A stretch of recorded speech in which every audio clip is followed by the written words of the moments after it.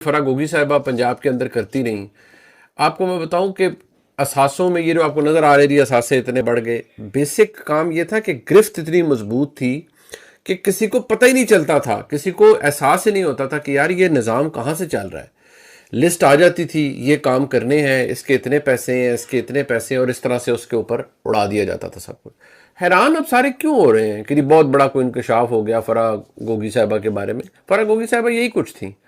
जो फराह गोगी साहिबा की तारीख जानते हैं कि वो किस तरह का या उनका क्या बैकग्राउंड था या कितनी वो पहले अमीर थी और पिछली इस दौर में उन्होंने कितना पैसा इकट्ठा किया, सबको पता है कि वो कितना पैसा इकट्ठा किया।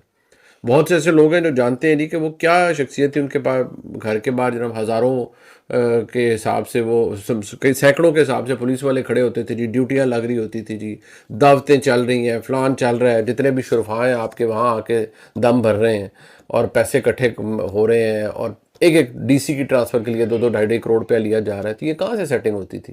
ये वहीं से सेटिंग होती थी। तो अब किसी को भी हैरान नहीं होना चाहिए।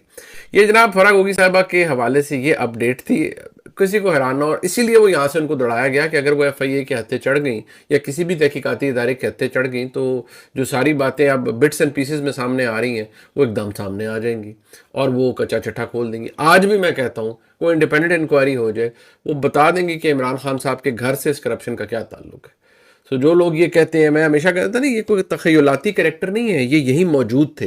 तो जो एक पूरा एक लिबादा उड़ा गया था ना कि बहुत ईमानदार क़यादत और बड़ा ये और बड़ा वो, मेरा मुल्क से बाहर कुछ नहीं है। भाई मुल्क के अंदर आप आए और आपके घर से कनेक्टेड ये सब कुछ हुआ। बहुत से लोग क्या कहते हैं नहीं नहीं इमरान खान नहीं, उनकी वो एहलिया की वजह से ज़्यादा मामला नहीं जी, इमरान खान साहब ने ये सब अलाउ किया था।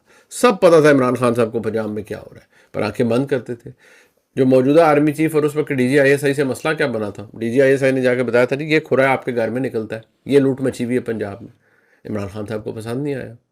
तो अब हमारे दोस्त क्यों गालियां देते हैं, सबको बुरा भला कहते हैं? माने इस बात को, गलतियां माने, माने के करप्शन की है भाई।